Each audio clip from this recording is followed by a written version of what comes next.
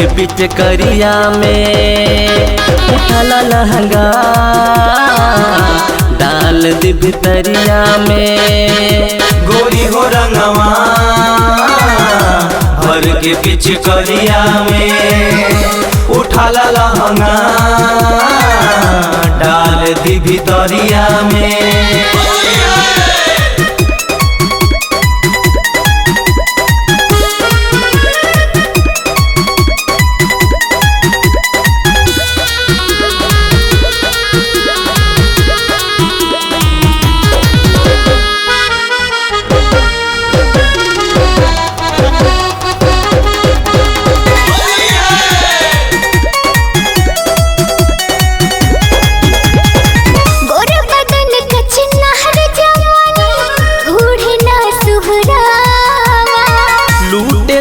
गोरी सट के लहरा मजा सही जी खावा मजा सही जी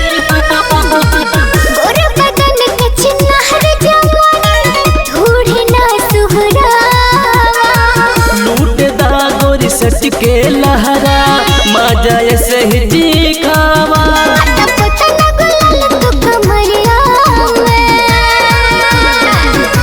गोरी हो रंगवा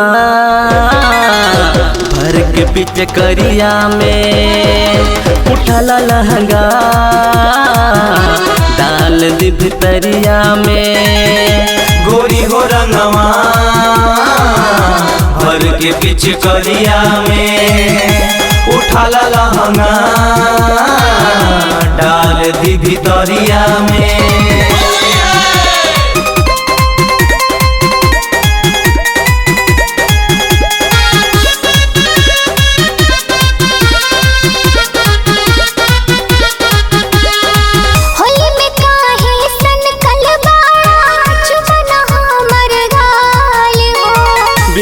भान सवरिया से गोरिया करन ऐसन सवाल हो करन ऐसन सवाल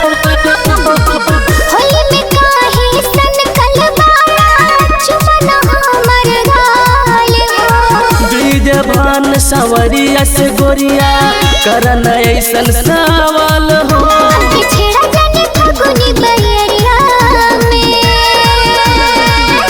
गोरी हो रंगवा भर के पीछे करिया में उठाला लहंगा